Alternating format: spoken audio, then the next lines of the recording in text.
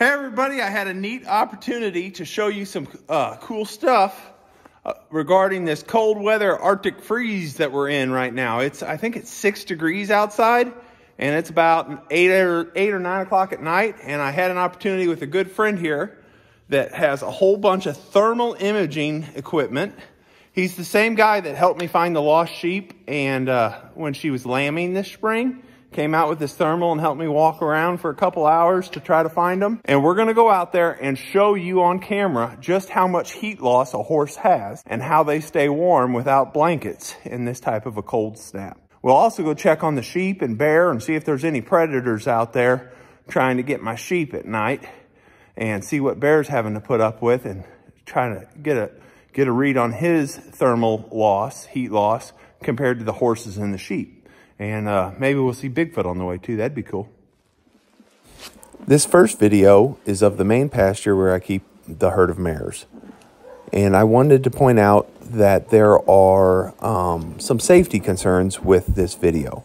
I want to make it clear, you are never to point a rifle at livestock or people. This is a AGM Adder TS35 thermal night vision scope, but it's also a return to zero scope, which means that he can click it off of a rifle, put it on another rifle, or in this case, he can put it on the upper, or basically a buttstock for viewing livestock or wildlife. So we're perfectly safe here. There is no firearm involved once the scope is clicked off of the rifle. Other than that, Cameron would be one of the people that I would trust to point a rifle in a direction and know that he would know how to do it safely and to clear a weapon of any ammunition and have trigger control and safety, because I've known him his whole life. And matter of fact, I can remember when he was too little to even carry a gun, and I taught his big brother how to hunt rabbits. So we have a long history together. But as for the video, what I want you to see is the color. The brightness indicates how much heat loss there is on an animal. And you'll see that, like, my face has more brightness or heat loss than the horses, and my body even is still glowing pretty yellow or white, and that's with 5 layers of clothing on.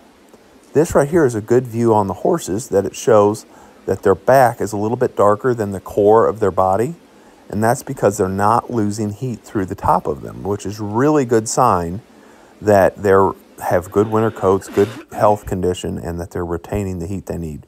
Right here, I'm trying to show you that heat difference between an unclad hand and a gloved hand. So I took one of my gloves off to show you that. It's just really fascinating, and it shows the retention that these horses have for heat, especially since their body temperature is 101 degrees Fahrenheit, where mine is only 98 degrees Fahrenheit. Next, we went up to Oliver and the babies to visit them, and we were way closer to them, so we were able to see in more detail the heat loss and heat retention on their bodies, which is really nice because it shows more of a contrast. Keep in mind, it is 0 degrees Fahrenheit or negative 17.7 degrees Celsius this night. It's the coldest night of the year. Holy cow, there's that Bigfoot we were talking about. Look at the way it swings its arm while it's walking. That's obviously no average man. Oh, wait, it's me. But you can see the heat loss there between my arms and my body, and that's with like 5 layers of shirts and coats on.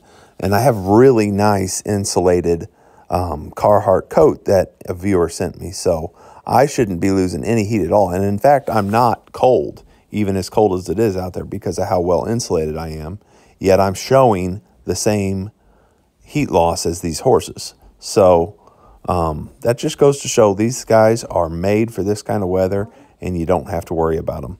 However, for a safety precaution, if you do have livestock out in this type of weather, it takes calories to stay warm. So I always overfeed a little bit on these cold snaps and try to keep food out for them later in the evenings. Like this whole week, I was going out at 10 o'clock and feeding. We're still out checking the livestock for heat loss with the thermal. I just thought I'd show you the view from my farm rig. I've got me some Harbor Freight headlights that are, you know, what are those called? LEDs? Yeah, LED headlights, so I can really see when I go out to check stuff at night. And that's what's great about having a little junker farm truck. My little Nissan here is, what is it, a 99 model? But I still use it as my everyday driver, even though it's primarily just a farm truck. Next, we were back in the very back of the farm to look at the sheep. And we stayed a couple hundred yards away from them because we didn't want to get them up or get them out of their bundles. The sheep, surprisingly, and I didn't know this until this night, they have the worst heat retention of the animals that are left outside on the farm. However, they can pile up in sheep piles and share the body heat. And that's why you can see the yellow that's left on the ground from their body heat where they had been laying. There's Bear, being such a great boy. He heard us come up and he moved to the outside of the flock and is barking and trying to scare off any potential threats. He really is one of the greatest livestock guardian dogs I've ever heard of or seen. So that was pretty much all the animals, but now I just want to take a minute and tell you about what we have coming up for the 2024 season. I think the channel is going to get bigger and better as we go, and I hope y'all stick with us during it. Right now, I'm starting to gear up towards the Foxtrotter show season, so I'm going to be trying to put a lot of content out with Lady.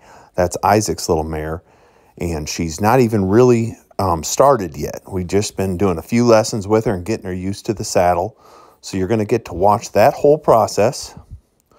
Of course, there's going to be a lot more Oliver content, but then I'll also have the other show horses that I'll be getting ready for the show season that starts in early May. So we're going to try to show Lady, Lucky, Ozark, and possibly Sunny will be coming back as an outside customer horse that I'll be training and setting up to show and helping Linda show him.